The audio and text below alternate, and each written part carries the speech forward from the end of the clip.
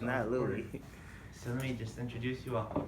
This is Louis. He has Moderna. He's going to be injecting us all. Everybody roll up your sleeves. No, I was just saying I got my booster yesterday morning, so Forget it. struggling a little bit. But... Hey, good morning. Good morning. Cyril, Hello. say hello to the grain. Yes. Please. Hello. How are you? What's up? Hey, dude, you can sit in the commander chair, dude. You can be like Captain Kirk. Oh, seriously. Okay, please, sir. So, I want to present our CHW cohort that is in day 1 right now, Louis. See, you are familiar with some faces? Yep. Right? So, there's a few things, and I wondered if perhaps if we could give you our list of demands, you might want to consider. Now that I'm here, Now you that have you're me. here. The door's locked. I want to say, Chase, you're good right now. I'm all good. You're good with both devices, right? Yeah. No, you don't have a tablet yet? I don't have anything. You had a bad tablet. Yeah, so I was just gonna use my own computer, but or new tablet, whatever's easiest. So there's a, I don't know, tablet correction for Jake? Yeah, yours, I logged in today, it worked fine, but then Okay. I just, right before I came here, I reset it because I thought you were going to use your own computer, but we can do it again if you want. It's not- Okay, I'm fine with using my Okay. own computer. What I've been kind of telling folks too, because some people get the tech right away and then don't really use it, and then they just return it because they don't want to lose it. What I have been telling folks too, and what I told Jake is like, it might not be a bad idea to give it a week, and if it feels like, oh, I definitely need a different phone, but I don't really need a tablet or vice versa, then you can just kind of get what you need. Some folks find that they don't really need either. Just kind of depends on your job and how much you're moving around or how much you want to have 2 phones in your pocket and that kind of thing. So. I think, again, we're all different. I'm in that boat where I don't use my work phone that they give me, but I do use a tablet. So, I don't know. We will make those decisions. I will go to Fred for a minute because you have a defective phone. Yeah. Well, we talked about the case yesterday, first of all. Oh. Then, for some reason, like I tried to send a text message to Rudy, and that's the message that came up. Yeah, and they're not coming in. Like, he's sending them to my number and nothing's coming in at all. Yeah. So.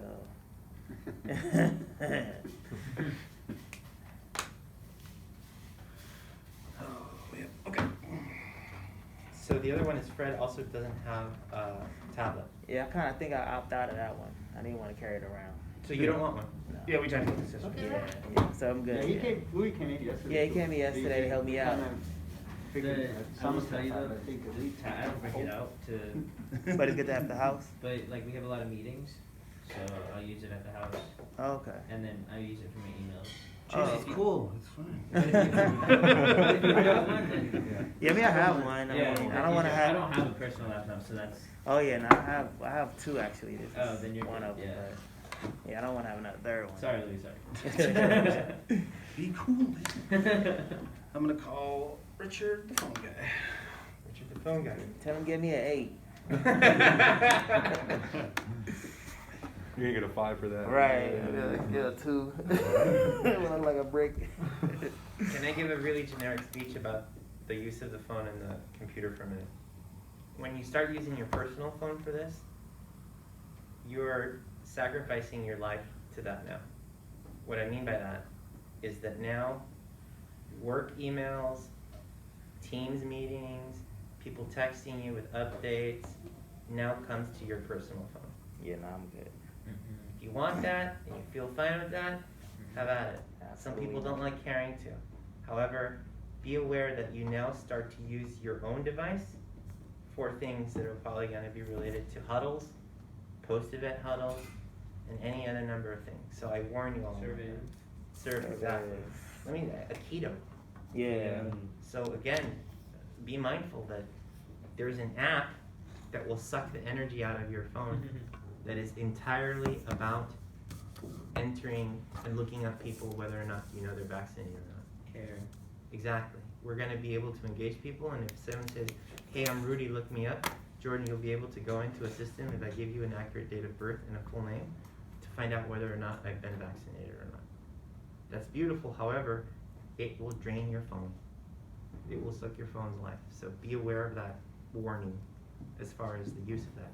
As far as computers go, some of us love Apple devices and don't feel comfortable with, you know, these PC tablets. Have at it. know that a good portion of the work we're about to go into is requiring us to participate in a lot of Teams meetings. That you will be part of a daily check-in that will happen virtually on these devices that you can use your phone or your computer for. Will we ever need our computer like out in the field, or will our phones suffice? Chase, I'll leave that to you. No, you don't. I would Okay, agree. cool. Awesome. That's awesome. Part of it too has to do with the idea that you may be part of a meeting that you won't have to take from the field. You might be home. Yeah. And if When that's I'm the case, home, you that'd be obviously great. want to know that that's available. I'm gonna also add another piece. These rooms, this room 637, 611, which I'm gonna show you in a bit, and 237, they're yours to go into. You are all gonna have at some point this thing, and know that if you ever needed to spend a few hours just checking emails, these computers are yours to use, as long as you log into them.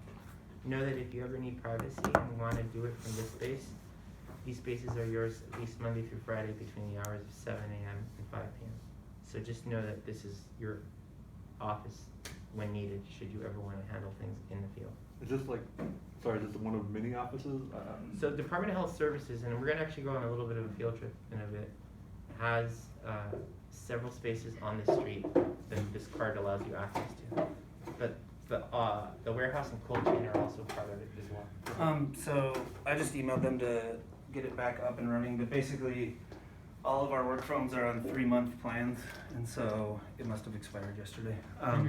So I sent an email, and it's usually it just takes a couple hours. So if that works for you, it should be fine by tonight. Yeah. So Sorry I about just that. didn't know. So it wasn't as bad as we thought it would be. I think no one here. Then where are we as far as you need a tablet? I need a tablet, a phone, I need a pass. Cool. So I got his pass, but what should he? I need a pass have- as well, one of those. Oh yeah, okay, that one. For him though, what's your schedule like today? We're here all day. We're here till at least 3:45, 4 o'clock. Okay. And also we're here tomorrow and we're here Friday. Okay. What time tomorrow? Same thing, 9 o'clock in the morning till at least 4 o'clock in the afternoon. Okay. I can either we could meet in the warehouse before 9, like at 8:45, or I could meet you here at 8:45. I don't know I'll work around your schedule, it's all good with me. I mean, at the end of the day, I just don't have one. Yeah, yeah. No rush or nothing. if It's just training right now anyway, too. I'll just come in here at like 8:45, like That's right, usually right when before I'm the here. meeting, and then I'll just can send you any or give you any instructions that you might need. But I'll just try to have it mostly set up, Okay, and then you can just let me know if there are any issues. But okay. because it's pretty straightforward if you're used to devices. Yeah, okay, appreciate it. Yeah, no problem. Isn't that easy? Yeah, that was. Thank you, brother. Good to see you. Yeah, Thank you. feel better. Thank you. So the one I'm about to go into right now has to do with how the Department of Health Services, specifically under Housing for Health, went into COVID response mode, for how everything became the priority for us on the first week of March of 2020, when we all woke up to the news that everyone needed to quarantine, everyone needed to separate themselves from folks, you couldn't go out without wearing a mask. We would go into supermarkets and fight each other over toilet paper. My favorite one is that the first week of the pandemic, I went to Big Five because I'm a fisherman and I needed to renew my fishing license. And I went on a Saturday morning when it opened to get my fishing license. And when I got to the Big Five, there was a line that literally went out of the Big Five around the corner. And I thought, God, I have to stand in this line to get my fishing license? And the girl who was at the cash register come out, she goes, what are you here for? I'm here to get a fishing license. I have to get in that line. She goes, no, come in. I'm like, what's that line for? She goes, oh, that's for ammunition. Yeah, Oh, Yeah. shit. No way. yeah, all those stores were I stocking forgot up. about that. Turners, everybody had lines out the door. Hate to burst your bubble, but you can also buy the fishing license online. Thank you. You know what? I'm from the 70s, man. Please, bear with me. But yeah, you're right. Yeah. I mean, it's nuts. That felt weird. That's weird, yeah. That felt very, very weird. I did the same thing, actually, I had to get a fishing license when the line outside of Turner's was out the door. For ammunition. For ammunition, just for guns. I don't know if you remember for something else, go ahead and come over here. But it was all there, like, had so many people just trying to get guns immediately. It was crazy. It was scary. And And at that time, I think the ammo went up too, like almost triple in price or something like that. Of course. It all works together, of course, why not? Let me add too that we think about what it was like when the freeways were empty. We think about what it was like when shops that you used to go to were shut down.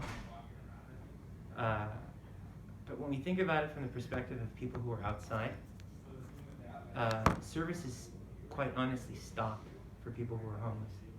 The CDC imposed a set of restrictions on whether drop-in centers could even have people, to the point that if you were homeless on the streets and you were used to seeing people come out to do outreach with you, take you to the housing authority, go negotiate with the landlord, no. Were you doing that stuff at the time? No, I was not. You were? Yeah. How did it halt for you? You know, it was basically, at that point, my building was already closed, or nearly closed, so I was just going in to do that stuff and let people out. But all my scattered site guys throughout the county, a lot of it just came down to, it was nice to have free parking in downtown. You can park anywhere for a little bit, and then giving people phones so we can just talk via cell phones. And then it was see you later, because no one knew what to do. And that was it. We didn't go to the office, we had nothing to do. I was just at home calling people, are you okay? And then after a while, my role kind of became delivering food for people in the meantime. That I had like a lot of older clients, I had a lot of older clients, and it was just providing them with food if they needed it, a lot of donations. But that was it. That was my role. Nothing. There was no DPSS. There was no Social Security. There was nothing. It was just, are you hungry? Do you have a cell phone? Fred, what about you? Well, I worked on site, so I had to still go in, and our site was still running. Of course. With people coming in? Well, we didn't have. We just had the people that was already there. Got it. So we housed about 50. So we just, whoever was in the program at that time, they were good, but we didn't have no new nothing. And our drop-in center was closed, or it was only working like every other day or something like that. And they couldn't like go in and do any activity. It was just like, come get food, and like you said, come get food and maybe a shirt or two, and then that's it. Like they just throw it over the fence. I'm just kidding, but they just handed it to them, you know, like right there in the front. Like they didn't go inside. Like we used to have, of course, all these different activities.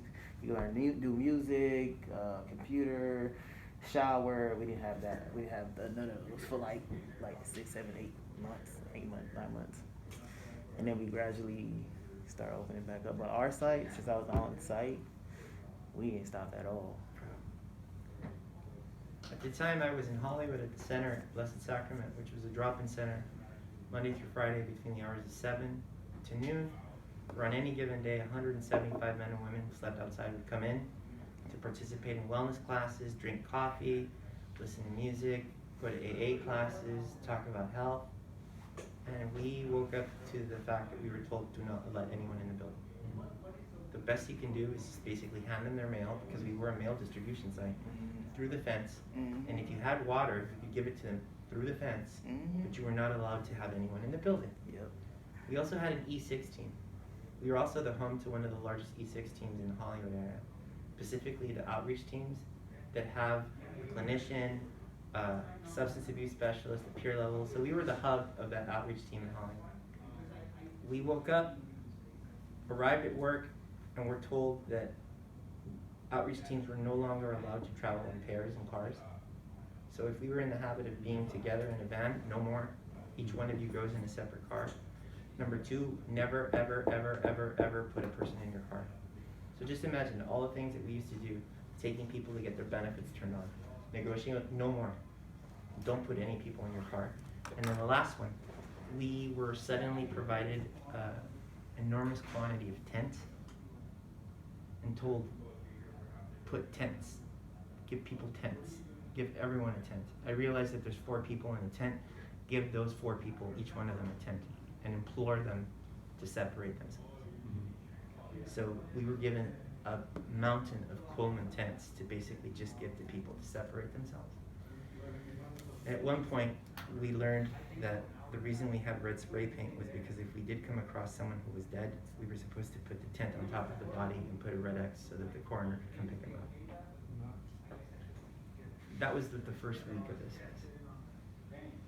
I was not employed through Housing for Health at the time, but Housing for Health had basically taken over Dockweiler Beach out by the airport and basically filled it with RVs, where anyone who was medically compromised, who was running a fever, was allowed to stay in each of the trailers with medical supervision to ensure that they didn't get their condition worse and that they were being cared for. On top of that, and we're going to talk about this in later days in detail, this is a harm reduction model. That site kept marijuana and alcohol on site, because let's think about the logic. If you're going to go out to score or buy, you now go run the risk of going out to look for stuff that isn't available and you come into contact with people. I would rather you use here on site and I keep you healthy than allow for you to leave somewhere and come back with the disease or something that you had contact with someone. All that to say that basically within a matter of hours and days, this organization shifted everything towards a health priority, where isolation was the key. There was no vaccine. There was no vaccine. The best we could do is basically bring a nurse and measure your temperature. And if your temperature was high, we would summon an ambulance. The ambulance would come pick you up, and if you agreed to it, you would be transported to a quarantine and isolation site, which was originally at Dockweiler. It moved to Bell Shelter, not very far from where you all went to go get your badges, on Rickenbacker, right there. So just imagine that everything was about keeping people in a safe space. Let's go to shelters. If a shelter housed 300 people per CDC ordinance for social distancing, that shelter had to cut its population by 2/3. Yep, you have to cut it in half. Exactly. So just imagine that we would have to go into a shelter and say you can't have 300 people sleeping next to each other anymore. You're now only going to be allowed to have 75. It was like Midnight Mission was just overflowing into the street, just right there the whole time too. Everybody that was inside was just on the street. It was raining, I remember it was raining and people just laying on the sidewalk. For us, they housed them in hotels when they got sick. So we're going to go there because at some point PRK became a thing. You all know PRK, right? Yeah. Project Room Key. Chase, do you know PRK? Yeah. The idea that hotels now didn't have tourists anymore, the idea that Disneyland shut down, Hollywood shut down, everything shut down, meant that suddenly all these hotels that were used to being at capacity, because we are one of the largest tourist attractions in the world, didn't have things. It meant that the governor, in collaboration with the mayor, found funding to pay the motels and the hotels to allow for us to isolate people who were medically compromised with supervision, with constant temperature checks, with meals, with a number of things to keep folks there. Positive part, you now have a bed, you now have a bathroom, you have a TV. Negative part, it feels like a jail. I can't leave. If I go out, I have a curfew. Yep. If I come back late, I'm not allowed back in. Yep. So just think about that. Because Yeah, we had an again, event at one of the. I'm sorry? We had an event, a clinical event at one of the. PRKs? Yeah. And it's cool because you think it's cool because like it's a hotel and you know when you go into a hotel it looks so pretty and extravagant and then you walk in and it's like dark and not what you think of when you going into a hotel. Totally changed, security everywhere. Metal really detectors. structured, metal detectors, just people yelling. Just it's not. You're looking at it from the outside, you know. It Even became on an the outside. SRO. Yeah. Like any other SRO here, yeah. The thing that's fascinating to me about PRK that I want to share with you all is that I worked at a PRK before I came here, and the PRK I was at was in MacArthur Park. It was a thing called Hotel Solaire. It was a 4-story building. And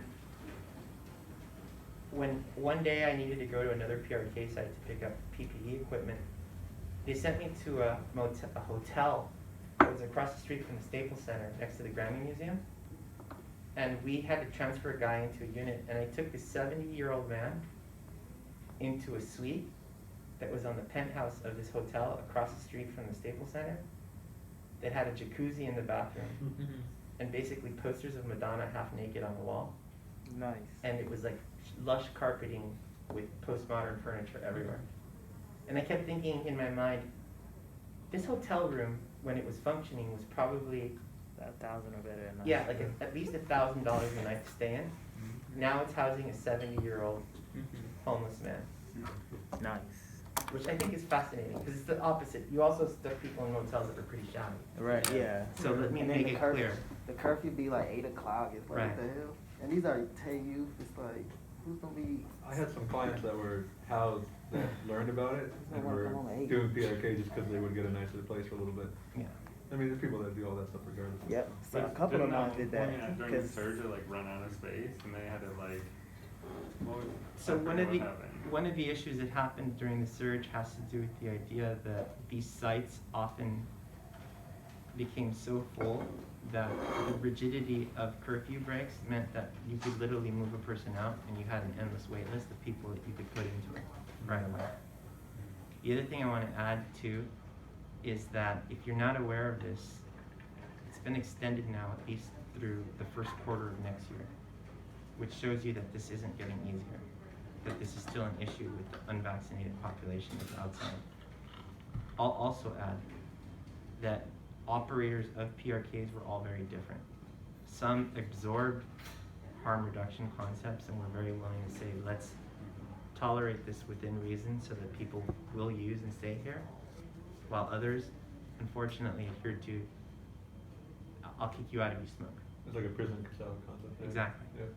And again, it's not a knock, but part of it here is, let's just be frank, service providers within the nonprofit sector, often there's a very different mentality. Not unusual, but the problem is in these circumstances, it creates further chaos for people, right? I saw 4 people overdose at the PRK I was at in the first month. So again, it's important for us to understand that this was the response before the vaccine.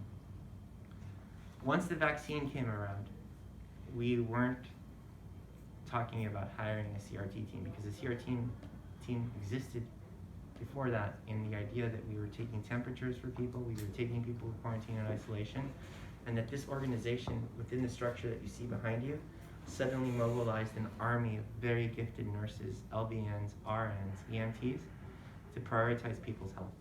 This shouldn't be surprising. Housing for Health is the same organization that in 2012 adopted the concept of housing people immediately. Housing for Health is the reason you did what you did, and I did what I did when we were at when I was at Housing Works. So let's just always say that this organization has prioritized the health of people who are chronically homeless, which is to say that they've been homeless at least for a year or had 4 episodes in 3 years. On top of that, frequent flyers at the hospitals. We know this for a fact. You will see people experiencing homelessness in emergency rooms because it's cold, because it's hot, because they need a meal, because they're tired. So hospitals inevitably become a hub for where people go.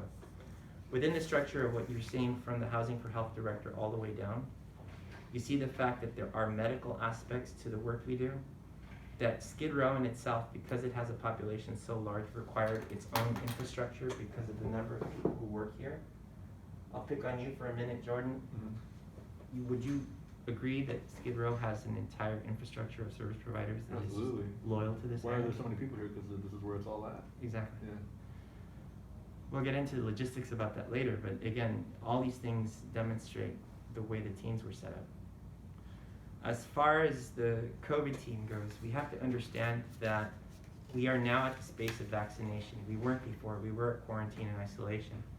But let's be clear about 2 populations within the same group. When I talk about people experiencing homelessness, I'm going to talk about sheltered and unsheltered. I'm going to talk about the fact that Chase has seen his colleagues go to bridges, go to underpasses, go to alleys to talk to people. But there's also teams we have that go to the shelters, that go to the URMs, that go to the spaces where people are housed, like the LA Family Housing. And this is because, again, populations that have not received the vaccine exist in both environments, and the techniques and the methods that we use will differ from place to place, depending on who we're engaging. Let's also remember something clear about shelters in Los Angeles. Shelters in Los Angeles don't just house anyone who's homeless. You will have some shelters that only house women with children. You will have some shelters that only house the elderly or veterans. That being said, understanding the dynamics for how to approach these populations requires a great amount of tact and skill in order to remain present with folks. Operations and coordination, field-based vaccine clinics is key, When I say field-based vaccine clinics, what is the first thing that pops to your mind, Chase? Field-based vaccine clinics. You think of the tent and the tables? Yes. Because I often think about you and maybe what I do, in that I found it really amazing that I went to a park and within a matter of minutes there were suddenly tents and tables Right. We and just chairs. popped up an event out of the van. Exactly. Yeah. I didn't really. I thought more of like riverbeds and stuff like that. But maybe those because those are a little bit more heavy. Got it. But yeah, we do pop up an event wherever. You know. You guys just think about that. Think about the idea that in your role, you and a group of colleagues that includes nurses will start building trust with people at an encampment.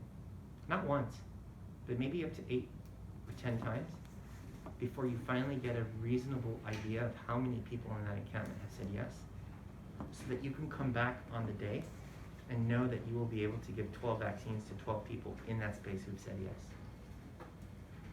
This sounds amazing, or it sounds weird, doesn't it? Because it's predicting on the fact that you've built trust with people and that you've garnered enough confidence and just ability to know that folks will say yes. And I'm sorry to go on a tangent, but think of the variables.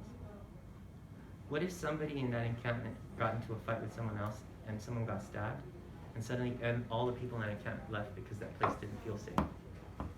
What if the police, without any knowledge, suddenly sent sanitation and cleared the encampment and you show up on the day of the vaccine and nothing is there? Has that happened to you? Mm-hmm. Or the person that we built that rapport with, or that we were most convinced wanted us to come back, wasn't there. Yep. Again, the population moves. Let's just be clear that in Los Angeles, we were talking about a transient population, and I'm going to use the word transient. May I use the board for a minute?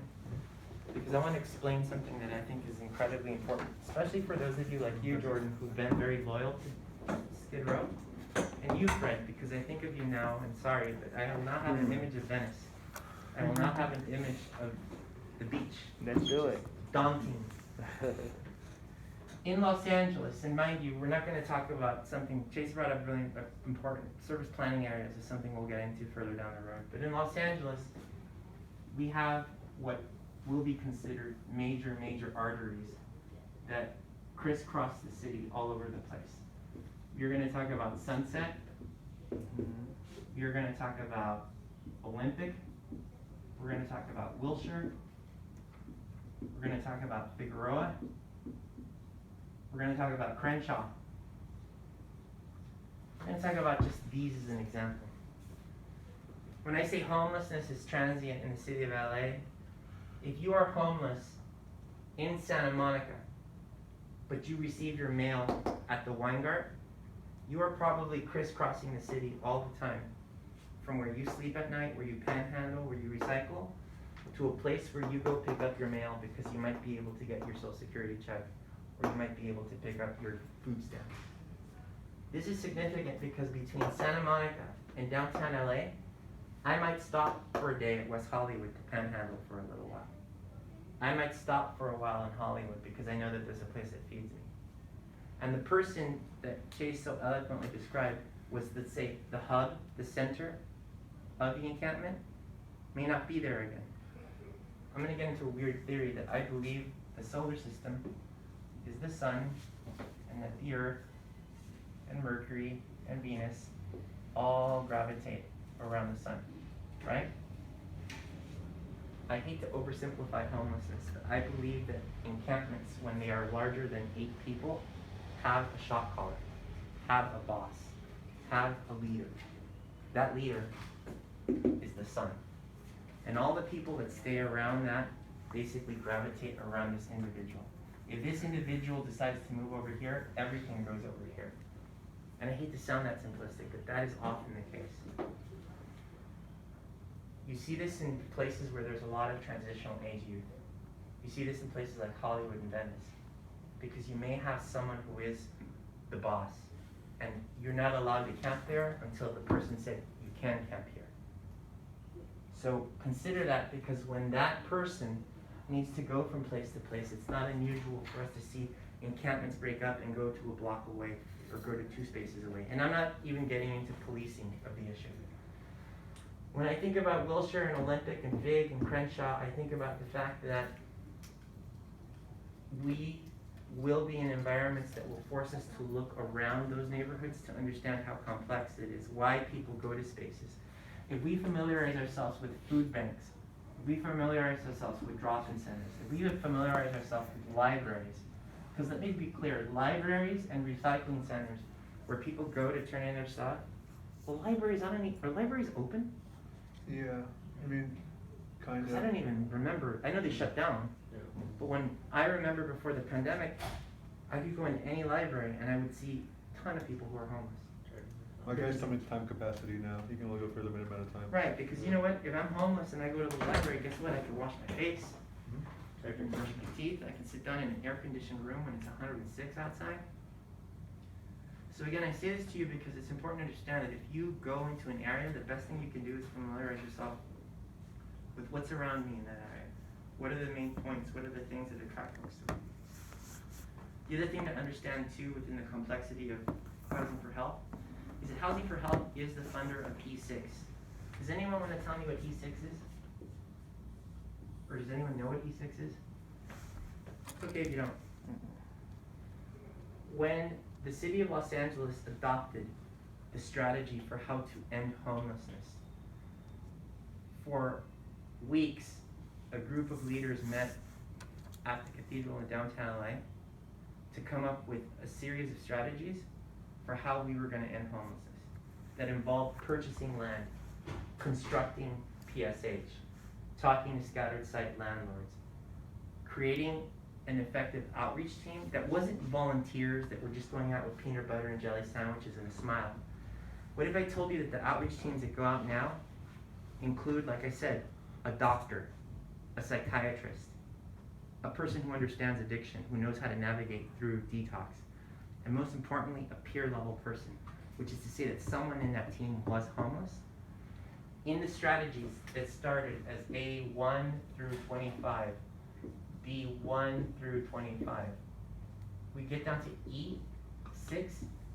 E6 is the design of the outreach teams that are made up of specialists, so that in each part of the county of Los Angeles, there are multiple E6 teams that are specialized with connecting people to medical stuff. Housing for Health, DHS is the funder of those programs.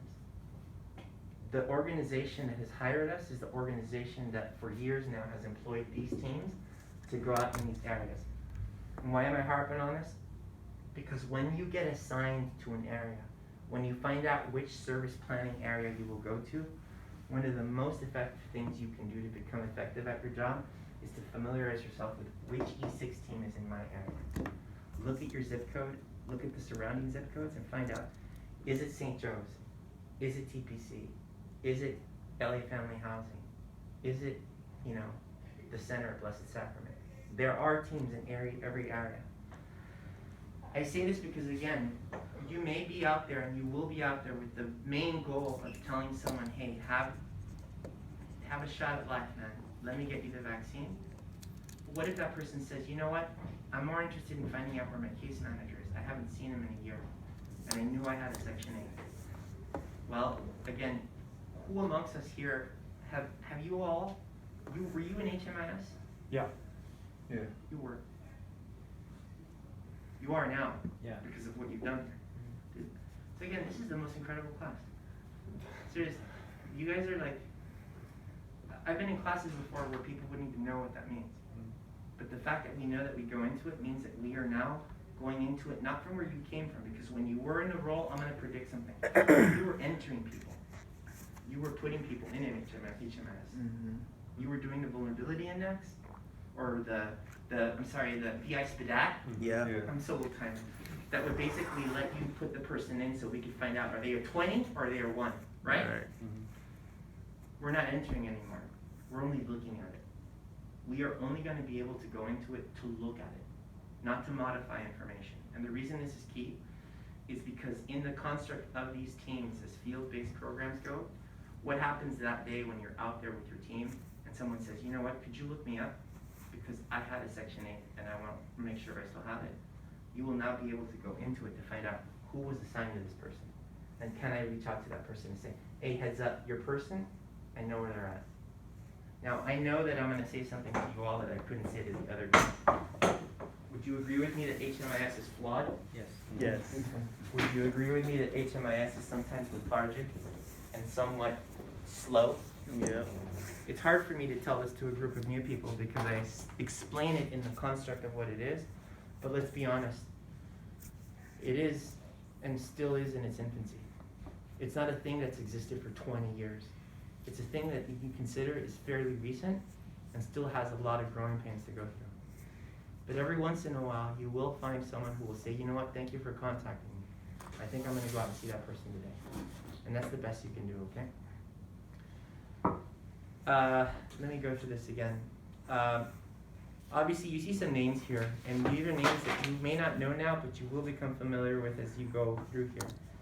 Dr. Emily UK, leaders in this, Victor, Dr. Ein.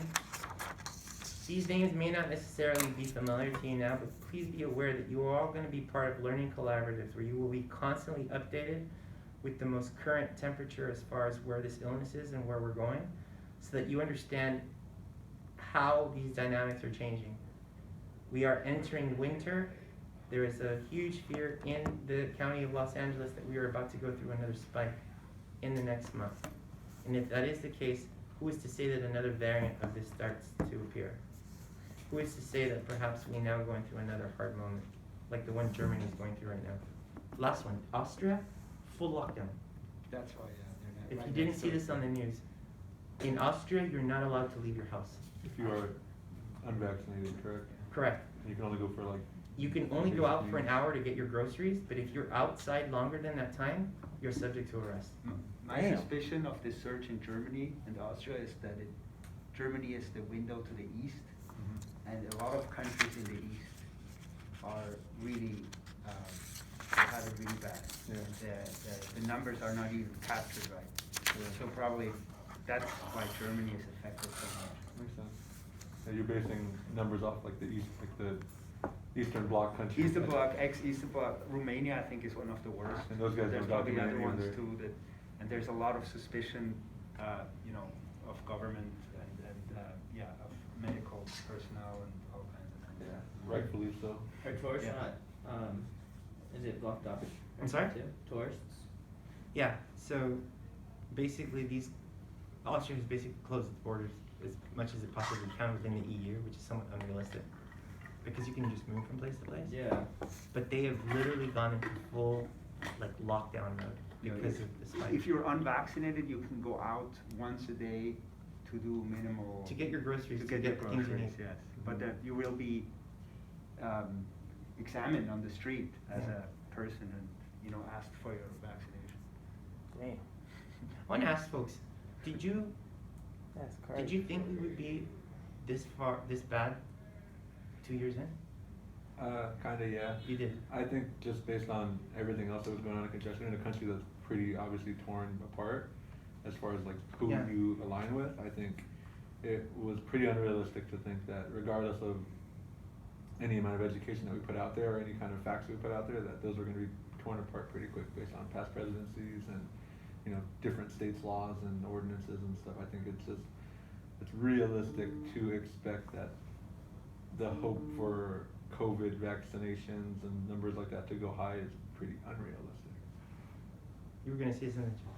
No, I didn't see when this I'm first with you. hit. I'm with you. I felt that this far into it, we would be far more advanced, Yeah. that we would have accepted logic, and that we might be healthier. Yeah. But I find it incredibly disheartening Mhm. that I hate to sound catastrophic, but it's not in a good space right now. Mhm. And I saw a study from the Boston School of Medicine where somebody predicted this is going to be the next 10 years. I mean, if you extrapolate like the numbers of the people that you know around you that are anti, or clients that we work with, that are anti or for any type of government involvement, I think it's just, to me, that's what I just based it on. I have family and friends that are just like, hell no, I'll never get vaxxed. I have clients that are the same way, and then, Mhm. like if you just push that out, how those numbers just make sense. We're going to get into logic later for a couple of reasons. if you have a family member who was a subject of experimentation through the Tuskegee experiment, why on earth would you let yourself get vaccinated? And that seems so far away. I have I know, clients but let me that- go even closer. Sorry. In 2018, a group of women from Guatemala who were incarcerated were Yes, sir. sterilized against their will. Yeah, Hear me. I'm not talking about 100 years ago. that was 2 In years ago. 2018, the forget state of about that. California sterilized So, incarcerated women Yeah. without telling them. Yep. If you were a family member of one of those women, Right. why would you let anyone poke you with a needle? Yeah, just Sorry, Rudy, I gotta. Do what you need to do. San Pedro. I'll be back Be in a little safe. bit. When you say San Pedro, you mean the street. The street. Thank God, because don't go to San San Pedro. Pedro. I can walk there. 540. Yeah, you're right I'll there. walk dude. there. Yeah, be safe, yeah? Okay. Thank you. Let me just be clear again on this, because the reason I keep harping on the hardness and the difficulty of this has to do with the idea that the changing environment of this is constant, and that as we see spikes happen, we will start to recognize that in how quickly hospitals start to get full again, and the frequency with which we will come into a situation where we will see people who are in really bad shape. Chase, sorry to pick on you. You've Okay. seen sick people in the field. Yes. You have, Oh yeah. Are you talking mentally or physically? physically. Yeah. Yeah. Again, this is the population that is often last in line. This is the population that is often the last to receive information. What you're looking at up here as far as the breakdown goes is I'm going to just use 2 columns. I'm going to call it program staff and clinical staff. I'm going to say that to oversimplify this, when I say program staff, I think about the experts like you who've been in this work at some capacity. I'm going to think about the people who know that communication with people outside is the key to building trust. I'm going to talk about the fact that responsibly assuring people that you're here for a good reason means that you are the eyes and front-facing thing that starts to build trust with individuals in the field. When I look at the other column, you are now in the company of teammates who know medicine. You are now in the company of teammates who not only have the authenticity and the ability to inject someone with Moderna or Pfizer, but let me go a step further. Some of them can do wound care. Some of them may look at the individual and say, hey, I know that this person says they want a vaccine, but that leg needs amputation. And we need to put this person in an ambulance to have their leg amputated before they start running a fever and die. And I want you to think about the weight of that. Because I'm an old timer that remembers that I used to do outreach with a nun and a bunch of PBJs. And now I'm in the company of someone who can look at an individual and say, Rudy, this person hasn't had insulin in a while, and they're now gonna get sick. We are here for the vaccine, but we need to get this person into an ER. That is the benefit and the beauty of where you enter this field, in that you are now surrounded by an expert who is able to look at someone and truly understand the complexity of this issue. Have you seen wound care done in the field? Yeah, this week we had, it was terrible. We had this guy who, I think he had sepsis. I mean, you saw tendons and maggots, and he was really high, so the questions we were asking him that were like very, very like medical, straightforward, was being interpreted some different way towards him, and it triggered him to deny care. And we couldn't get him back out. And I still, I mean, it just happened this week, but I can't stop thinking about it. Because I mean, I 100% believe that if he doesn't, he'll be lucky to lose his leg if he doesn't go. It was so bad. Any thoughts?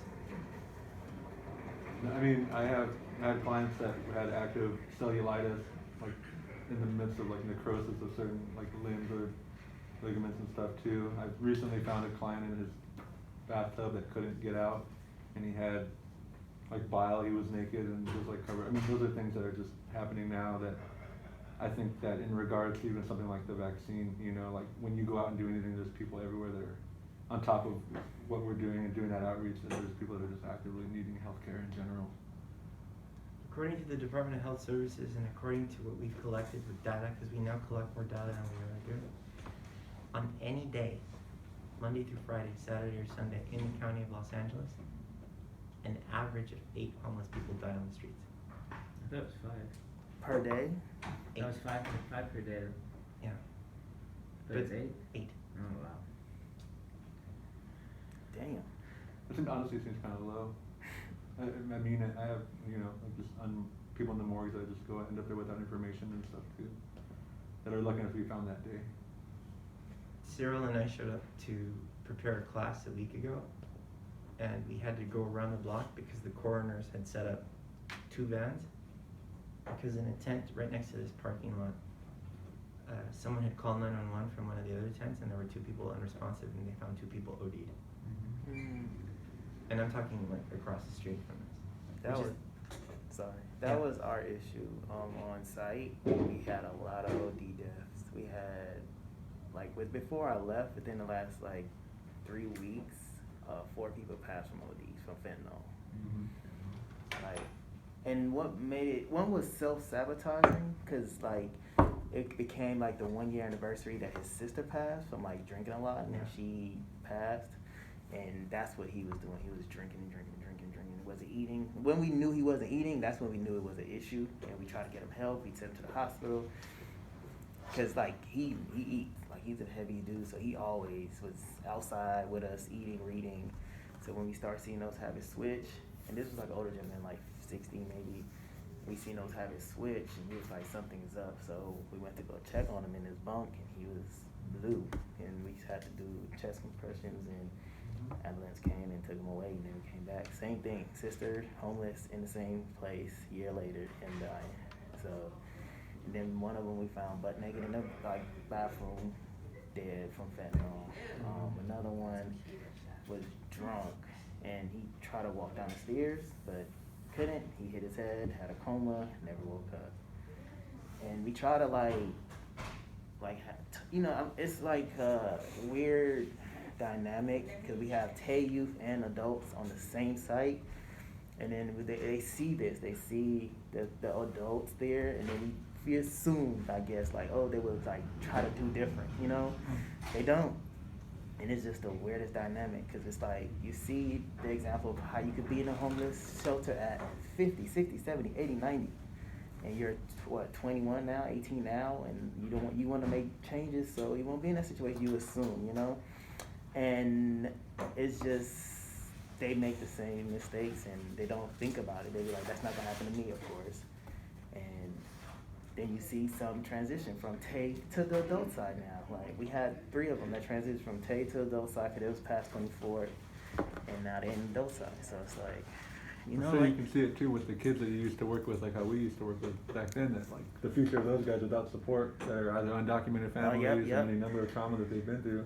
I work with clients now that I'm sure they're that kid at school, Yep. And then they go to Yep. take, and then they go to the next step. It's We just a cycle. seen that. Like, we seen them come from like I've seen come from group home, and literally I worked at the group home, and one of my clients had to come get services from my spy job, and I was just like, we had got you housing, like, like, what happened? If only it was that easy, huh? Yeah, like, literally, like, he had housing since he was like 16, 17. So we found him housing. He was good. He had a family he was with, like a foster family that took him in, and then all of a sudden he's 21 now, and he had to come to spy, and I was his case manager. I was like, what the hell? Like, what are you doing here?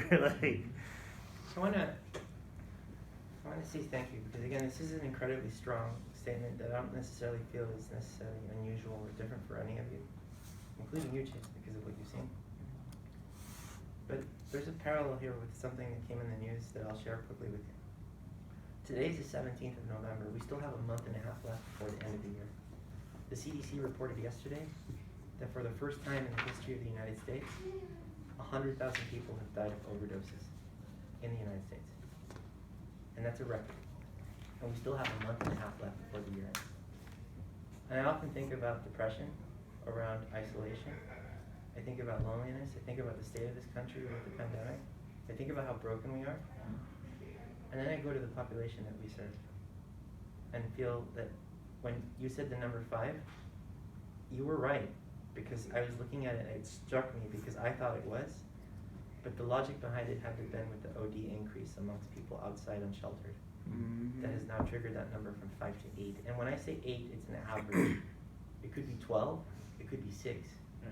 But that the average on any given day is that 8 people that are in a tent under a bridge somewhere in the county of Los Angeles will die. And I think you said the age was 47. Yeah, the average life expectancy. Right. The average life expectancy of a person who's chronically homeless in the United States is 46. Yeah, 46. Yeah. 46. Yeah. So let me put this into context.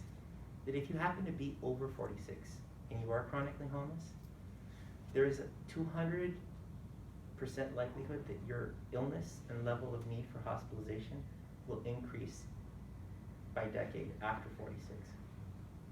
However, 46 as an average life expectancy for a person who's chronically homeless in the world's richest country is discouraging, disgusting, and just sad. Because again, this is one that I'm going to share with you all that I really couldn't stop thinking about yesterday. Do you all have friends or family members that lost jobs during the pandemic? Mm-hmm. Do you have friends who stopped paying rent and just had to pray that their landlord wouldn't evict them because they didn't have money to pay rent? So we are 13 million people in the county of Los Angeles. We have a population larger than the population of 45 states in the United States, which is to say we're huge, right? Within that 13 million people, I learned from what I was reading through the Economic Roundtable report that within those 13 million people, there are 3.5 million people that are one paycheck away from eviction or homelessness. 3.5 million people. And I'm not talking about California. I'm talking about the county of Los Angeles. Wow. Yeah, you're Just- one accident away, one anything away from One- losing it all. Yeah. Small event from Being going homeless. to that category. Hmm? And at some point, at what point are we looking at Katrina? At what point are we considering that this is like a FEMA level crisis, right? I mean, it should be any point you enter Skid Row. Right, because, yeah, You know? this is a Holocaust. Yeah.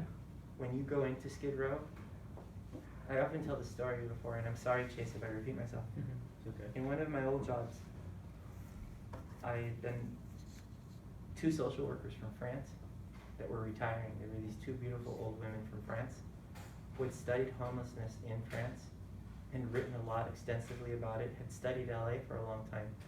And as a gift to each other for their retirement, they decided to come visit the city that they had studied so much, which is Los Angeles. And when they came to visit Los Angeles, they reached out to a colleague who said, we want someone to show us their understanding of homelessness, which sounds horrible because it sounds like homeless tourism, but let me just explain this. These 2 women were professors who were in their last year, and they wanted someone to explain the geography of homelessness in the city of Los Angeles. And they reached out to me, and this is years ago. I took the 2 women out for one day in the van and explained my understanding of homelessness from the years that I've been doing this. I started with the San Gabriel Valley because that's where I'm from, but the largest part of my career has been in South Central and Inglewood. I did my work most extensively for at least a decade in South LA. I explained the dynamics around the events of the riots in '65, Which one was that one? What? Which one was 65? That's the Wasp riot? Yes. So I started from that point of view. I started from the idea that if you are in South LA after the events of Rodney King, good luck finding an ATM machine. No. Good luck finding a supermarket. Nope. You won't find it. What you find? You find liquor stores. You find pawn shops. But you would probably have to be in your car for at least 30 to 40 minutes before you get to a place that has vegetables or fruits, right? But at some point, I had to show them Skid Row. They had written about it, they had studied it, however, they had not visited it before. And when I was driving through Skid Row explaining to them the borders and the dynamics of Skid Row, one of the women started really sobbing, uncontrollably crying, and they were starting to talk to each other in French. And only one of them spoke English. But it was really weird because they were arguing and crying, but they were talking to each other really strongly, to the point that I needed to pull over because it was really distracting and I didn't know what to do. And I turned to the lady who did speak English and I said, "Hey, is everything okay?" She goes, "Yeah, we're just having a really strong conversation. We're just having a really strong memory." And I'm like, "What's going on?" She's like, "Well, we went, when we were young women, to South Africa, to a ghetto called Soweto that was outside Johannesburg.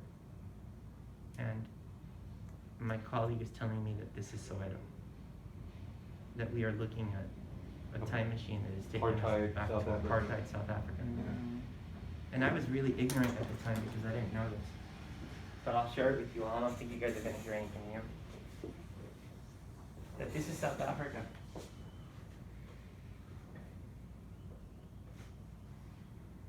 And that in South Africa,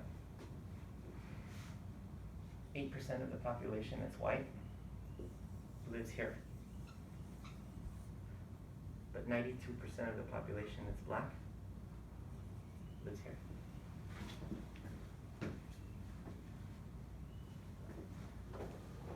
She was telling me that it reminded her of 1978, 1979 South Africa. Damn. And that it was weird for her to understand that she was in the capital of film. She was in the home of aviation. She was in basically one of the richest cities and the richest countries in the history of man. And that people were basically walking over each other in urine and feces on the streets of LA. And she was the one who said the phrase, and I heard it first from her, and I'll never stop hearing it in my head, that what we were looking at was a Holocaust in slow motion. That when you think about Germany, when you think about people being put into a little section, being labeled and exterminated by starving them, by ignoring them, that basically that's what this was outside right here. And at the time she said that, I felt that's a little strong. I don't know that it's that bad. Well, it is. We're just used to it. We're just used to it. Mhm. You drive here every day. Does your mind ever wonder, what is this? Where am I going? It's a community. There's people who've grown up together in the area. But again, I'm sorry. I go on a tangent because it's important for us to understand a lot of issues that we're going to talk about that have to do not just around race, but has to do around laws. It has to do around the idea that we declared a drug war and decided to criminalize an issue that should have been treated as a health issue, right? When I look at the vaccine clinic staffing structure, and again, if it's changed, my apologies, there's a lead clinician who's responsible for all the clinical aspects of the event, which is to say that someone in the event that you will be going to will be responsible for understanding that the arrival of the vaccines is done so accordingly at a temperature that means that they're still effective, that we have enough for everyone, and that most importantly, if there are people we engage that want or need more than a vaccine, but need to reconnect to their primary medical care, a lead clinician understands how to navigate those systems. Recording client information in Aikido during registration is key. Remember that we have access now to a system that allows for us to look up anyone in the state of California and understand whether or not they've been vaccinated or not. The good part, yes, you can look that up. The bad part, look up Joe Smith and see how many pop up. Also, Name, same birthday. exactly. Good. Harder. I'm going to pick on your last name. How many people spelled harder differently? How many people put a D in it? Yeah, Right? yeah. So just think about it, that you may exist in the system. I've heard this once 12 times. I'm Jordan Martinez, you know? They had to go get me an email. Right. You know? So just be aware of the complexity of that issue. Drawing vaccine from vials, recording numbers of vaccines administered, goes through syringe prep, which is a group that's understanding that. So is Aikido the system you use for, so I don't know if you've heard of. So Aikido is basically an app that you're going to install on Okay. your phone that is going to let you now in the field know when you see someone who says, yeah, look me up, to look them up Okay. and be able to determine when they had it. Is it possible they did Moderna 1 and not Moderna 2? You know, what would you add to that? Because you I would just say that, like CARE is for assessing- California immunization records. Right, so throughout California, whereas Aikido is if we, HFH, Oh, okay, okay. has, Have any documentation of them getting? right, Okay, so it's more concise. okay. Vaccinator confirms client information in Aikido with each patient, administers the vaccination. Monitor observing the clients for that 15 to 30 minute window after the person's been vaccinated to make sure they don't turn blue or fall down on the ground or get sick. Did anyone get woozy after theirs? No. Mhm. No? Just sore. Sore. CCO transports vaccines to and from the events, monitors the vaccine temperatures throughout the event. You've been to cold chain, but Yeah, I want to. I have been cold chain. Yeah, I want to show folks a building 2 blocks from here where all the vaccines are stored at a temperature, and you actually have an entire division of people whose only job it is to make sure that that thing doesn't lose its temperature so that it arrives safely in these incredible boxes that are made up of the tiles that used to be used for the space shuttle to make sure that the thing arrives cold and stays cold with electronic devices to keep it cold. Which Also, so it doesn't get, it can't be exposed to direct sunlight, really sensitive to not just temperatures, but sunlight to movement, even though the vans shake like crazy. But I did want to add, if you don't mind, Rudy. Please.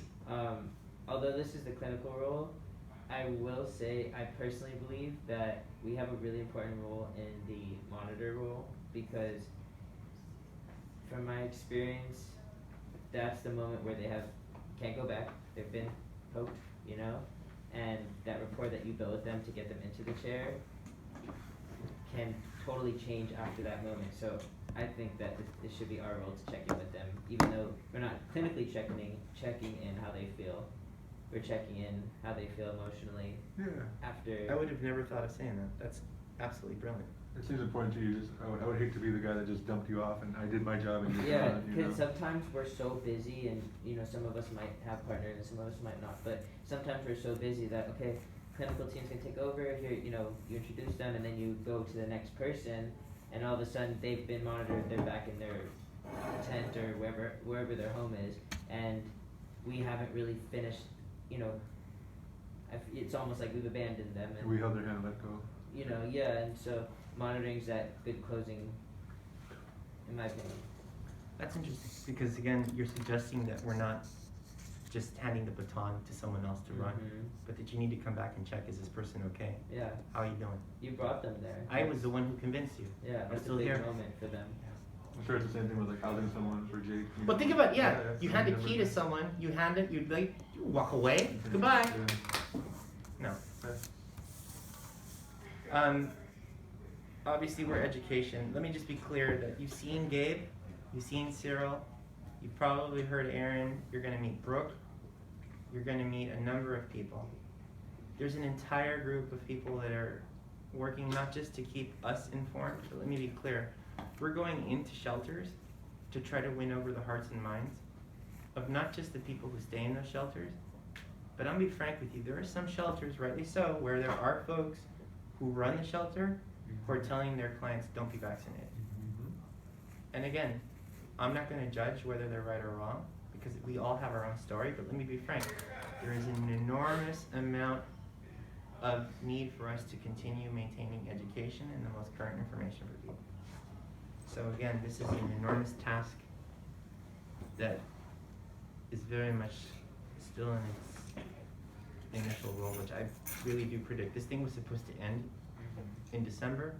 We've now been extended through July of next year. And don't quote me on this. I wouldn't be surprised if we have to go through the rest of next year as well. Makes sense. I mean, the virus itself was supposed to stop in Easter, wasn't it? Yeah, and I drank the chlorine. I did what the president told me. I drank the Lysol? Lysol. And dude, I'm still here. Any questions on this? I know it's a little bit rough, but as you hold on to this, let me encourage one really quick thing for you all. It's gonna sound weird. You guys are all gonna get a backpack and folders with information as far as resources go. The reason I bring this up is because one thing I started to do with this when I was working here is I would pull this out whenever I was part of the call, the learning collab, because when somebody introduced themselves as the speakers bureau, as this or that, I would jot down their name next to it so I can start familiarizing myself with all the folks on all the teams. Again, it's a weird practice, but it's something that you guys are all gonna get from me, which is a folder for all the materials that we're gonna share and we're gonna go through, okay? Let me go through the next one real quick, sorry. There's another one I handed out to you, which is this one right here that says COVID response team, programmatic and clinical pairings. Let me pull it out. Let me get it going here.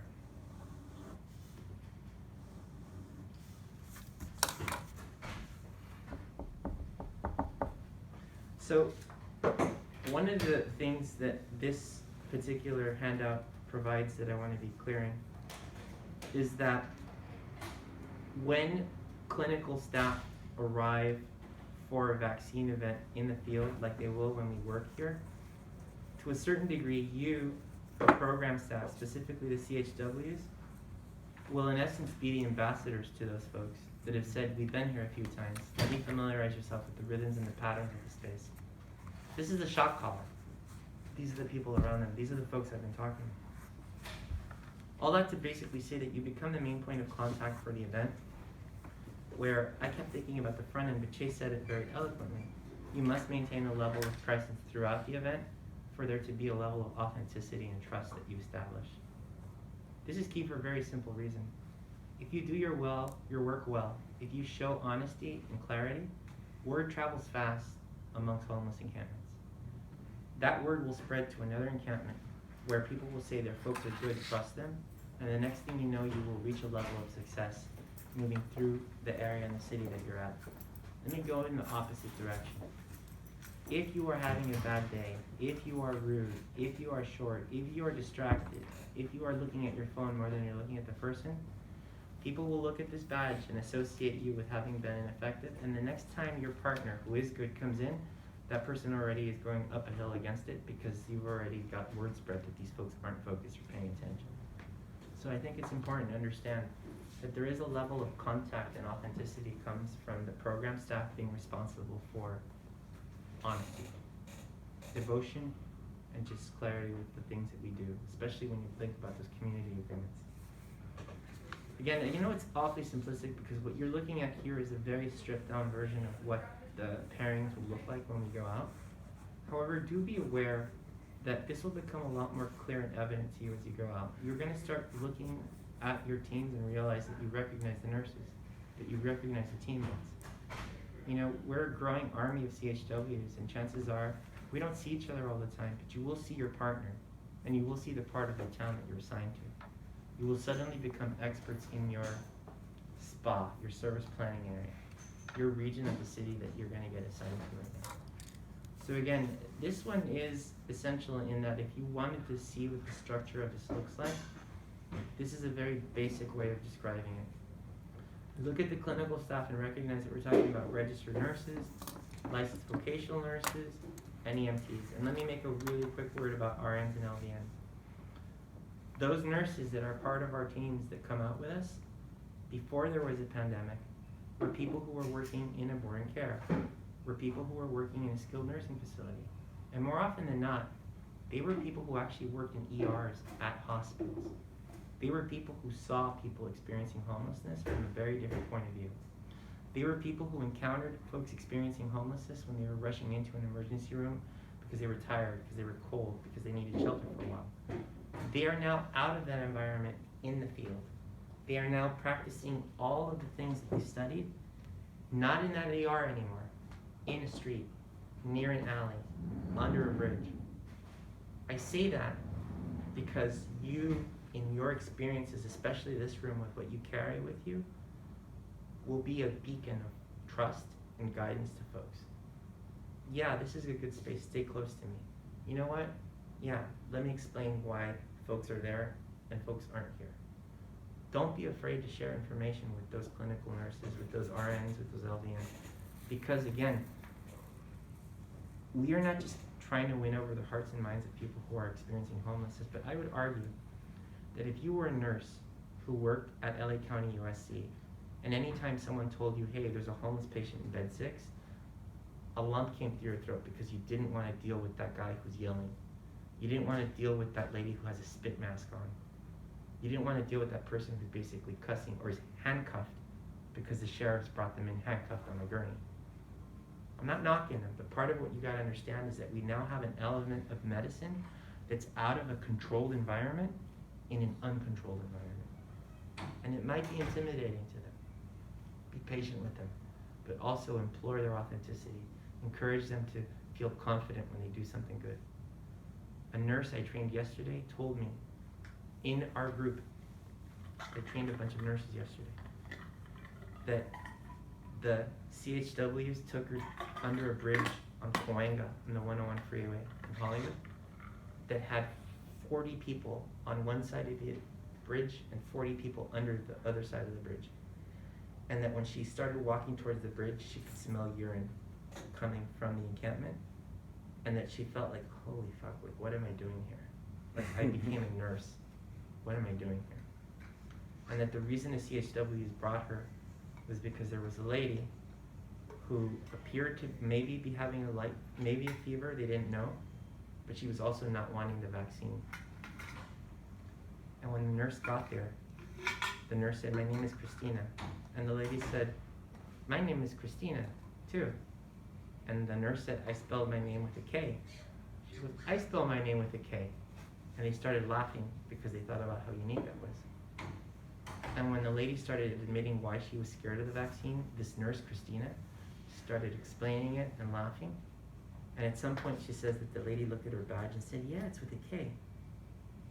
And that the lady started talking about how special it was that she thought her name was with a K. And that after she explained how special it was, after 5 minutes, she saw the lady starting to roll up her sleeve and said, go for it. And let the nurse give her the vaccine. The nurse said she was thinking about how her heart felt walking into urine and how scared it was, and how when she left that, she felt empowered. She felt like she had made eye contact and had a beautiful conversation with someone who had not had a conversation with anyone else for a very long time. Those are the moments, they're not often, but those are the moments that feed our nurses the ability to feel confidence and trust. Because I'll put you on the spot, Chase. Have you seen some nurses that are a little rough around the edges? Yeah. You have. Yeah, a little bit.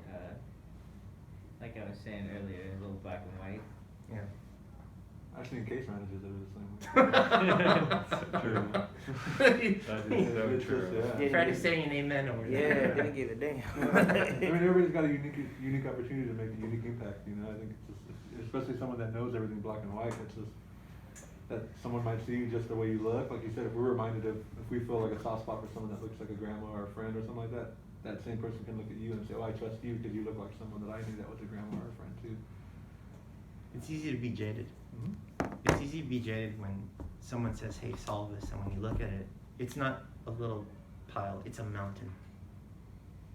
You know, it's easy to feel jaded when you hear me saying things like 3.5 million, and let's be honest, the highest homeless count we ever had was 88,000 in 2006. I've never believed it's accurate, because I believe there's chunks of the city that are so large that it's impossible to send an army of volunteers to count and get an accurate count. I'll also add privately that I once heard a friend of the mayor at a cheese and wine event when they were opening a shelter said that the accurate number is probably 3 times that number. I believe it. Right? Why do I say that? Because do you guys know how many people are employed in the business of homeless services in the county of Los Angeles? Less than 3,600. No way. Less than 30? Less than 3,600. And some of those people they hire for the counts that they do, like let's say in Skid Row or any other area, any spa too. Like some people don't like to enter certain areas, so they just do an estimate. Yeah. Like, you know, I don't want to go in there to estimate numbers. It's impossible to believe that you can send an army of volunteers out for a week in January at night to give you an accurate count. And homelessness is abstract. What does that look like? Is it living on the street or sleeping on someone's couch in a back room? Have you gone into every garage where a person is sleeping in a place they shouldn't be sleeping? Have you seen cars where you look at the car and you're like, holy shit, someone's in that car? I'm sorry to go on a tangent. Did you guys know that we are the most restricting parking city in the world? Not the United States, in the world. That there is no city on earth that has higher parking restrictions and fines. I believe it. He lives in I a- believe it. I've spent so much money on parking tickets, towing, parking tickets. I'm over LA for that. We are. And I'm going to be frank with you. Contradictory. That's not because it's money business. I'm going to tell you what it is. That is against homelessness. Because in 2010, when the foreclosure crisis happened, and people woke up to a letter from their property owner that said, you have to leave because I don't own this property anymore, because I went into a predatory loan with Citibank or Wells Fargo, and now you, full-time employed with health benefits, paying your rent on time, were told, leave because you can't live here anymore, would you go to Skid Row to a shelter? You still have a full-time job.